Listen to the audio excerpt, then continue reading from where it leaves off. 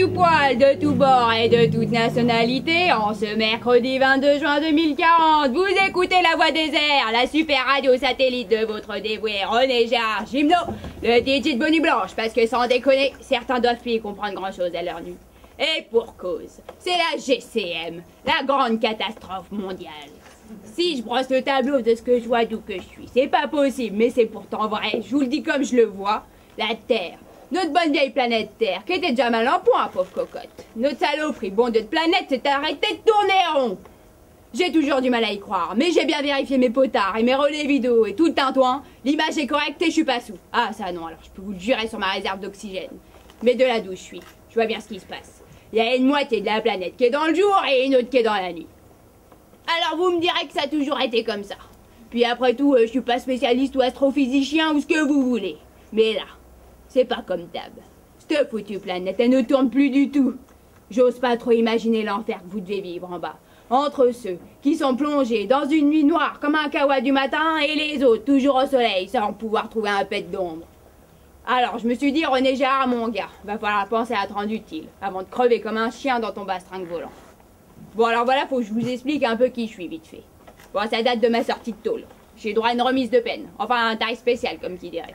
Un truc du genre, si tu sais pas trop quoi faire de ta peau, nous on a peut-être une idée. Bref, c'était le JAP. Le juge d'application des peines. Et même qu'on l'appelait tous monsieur et qu'on se faisait tout petit devant lui alors qu'on n'était pas des enfants de cœur. Hein. Fallait voir ramasser d'ordures qu'on était tous. Bref. Le JAP, un jour, il me dit comme ça. Mon petit, il appelait tout le monde mon petit. Hein. Fallait croire qu'il sentait plus imposant que nos autres. Mon petit, j'ai un grand projet pour vous. Vous en avez pris pour perpète. Enfin, je traduis, hein. C'est pas comme ça qu'il causait le JAP. Et vous coûtez cher à la société.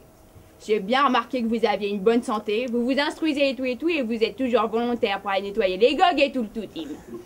Alors voilà, je vous propose d'intégrer notre programme de recherche spatiale. On a besoin de gars comme vous pour aller tester des satellites de surveillance, parce qu'une machine c'est bien beau, mais ça ne raconte pas grand-chose quand il s'agit d'anticiper une alerte. Alors on va vous foutre dans un satellite, le plus haut qu'on puisse. Et puis vous allez surveiller l'état de la planète et de toutes les autres machines qui font le manège autour. C'est pas trop compliqué, vous aurez de là à bouffer toutes les chaînes de télé gratos. Ça vous changera pas trop de la tôle, mais la vue sera plus sympatoche. Et dès que vous verrez un truc pas normal, du genre un satellite qui fout le camp de travers, ou un cyclone qui sera en train de se former au-dessus du tropique du machin chaussette, eh ben vous appuyez sur le gros bouton rouge qui vous mettra en liaison directe avec les spécialistes. Et vous tenez 10 ans à ce rythme-là et on vous rapatrie sur le plancher des vaches avec une amnistie à la clé. Qu'est-ce que vous en dites? Bah une amnistie, sapristi, mais qu'est-ce que je pouvais en dire? Ben j'ai accepté. J'allais me rendre utile, et c'est peut-être la première fois de ma vie que ça m'est arrivé.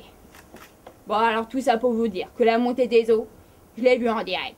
Je les ai vus disparaître un par un, les continents. Je les ai vus fondre comme les blocs de glace de l'Antarctique, et même qu'il restait plus qu'un tas de petites îles. Ouh là là là là, mais qu'est-ce qu'elles ont morflé, les nations.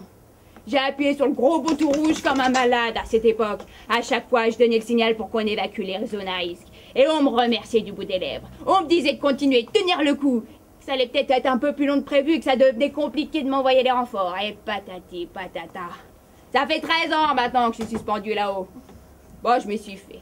Je recycle un max pour continuer à bouffer et à siroter de la flotte qui a plus goût à rien, mais bon, je tiens le coup. Et puis alors, il y a eu ce bazar. Tout nouveau. Ah, j'ai jamais rien vu de tel. D'abord, il y a la lune qui s'est décrochée. Je l'ai vu monter et descendre comme un yo-yo. Et puis hop, c'est barré. Fini la lune, parti en voyage pour de bon, je crois qu'on la reverra plus.